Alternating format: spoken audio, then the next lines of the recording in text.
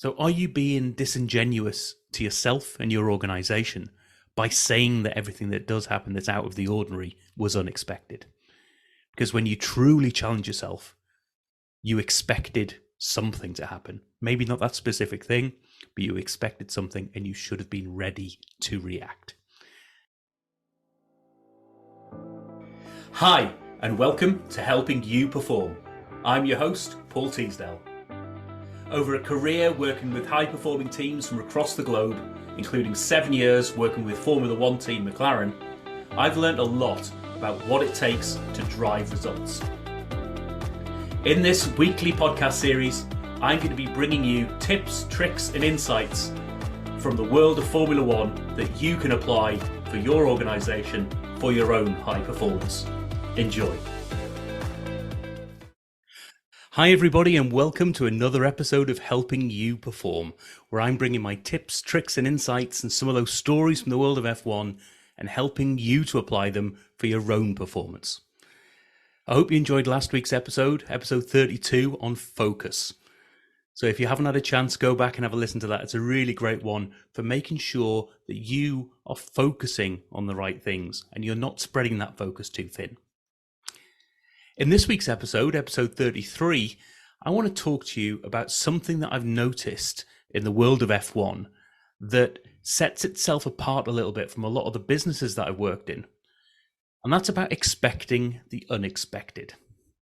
And when I say the unexpected, I definitely use that term in inverted commas. Because all too often in businesses, I see examples of people going, oh, we never expected that to happen. That's a unique situation. And then when you start to ask the questions and peel away those layers, it's happened before or something very similar has happened before. Now, where this comes from is over the weekend, there's been an amazing race in Singapore. Lando Norris had an amazing result for McLaren. But it's actually the Mercedes team that was being talked about in the media about their tactics and their anticipation of the safety car and how they use their strategy, knowing what was likely to happen or what could happen from the safety car in order to use their tyres to the best of their ability and to the best of their advantage. Now, this is an example of something that in the world of F1, people take these situations where it's like something could happen. The safety car could happen.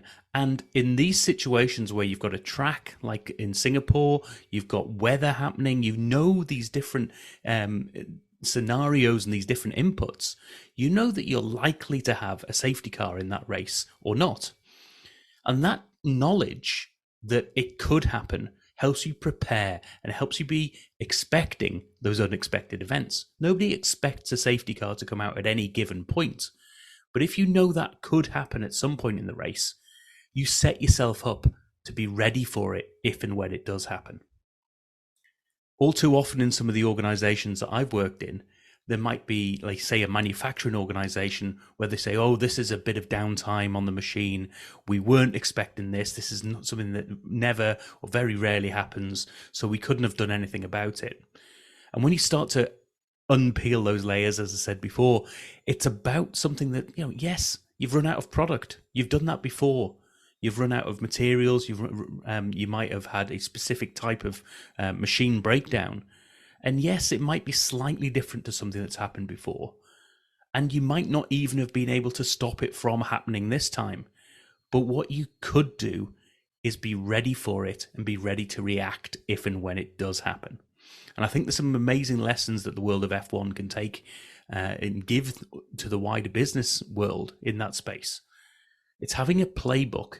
It's having a set of known reactions to something if and when it does happen. And this doesn't have to just be in a manufacturing organization. I've seen this in service industries where it might be, I've had an unusual customer request. Well, that unusual customer request or one similar to it have happened before. And we know how to react when that's the case. We know what good looks like. And yet we don't prepare ourselves for it. We leave ourselves very reactionary in the moment. Now, this has so many advantages in terms of the speed of recovery, but also the confidence that your people have in terms of if and when something does go happen, does go wrong, we know what to do. We're not. It's not going to blow us out of the water. It's not going to surprise us. We're going to remain calm, collected. We're going to maybe go back to our playbook and say, right, this is a situation where this happens. Let's move forward. We've practiced for this. So challenge yourself in that space. When you look at those unexpected events in your business, are they truly unexpected? Or could you have anticipated something similar or something that might have happened that's quite similar to that because it's happened in the past? So are you being disingenuous to yourself and your organization by saying that everything that does happen that's out of the ordinary was unexpected? Because when you truly challenge yourself, you expected something to happen. Maybe not that specific thing, but you expected something and you should have been ready to react.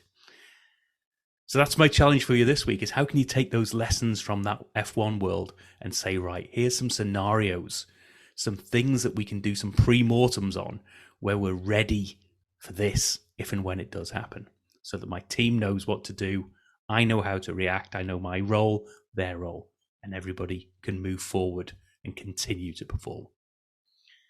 As always, if you want to talk about this, you want to just catch up with me, go to paulteasdale.co.uk, set up that free 30-minute chat with me, and let's have a conversation and see where this goes and see if and how I can help you to accelerate your performance. I'll see you in the next episode. Thank you for listening to this episode of the Helping You Perform podcast. If you found value in this episode, please take a moment to like, share, or review the podcast. You can reach out to me at any time, either through LinkedIn or through my website at www.paulteasdale.co.uk. I look forward to speaking to you in the next episode.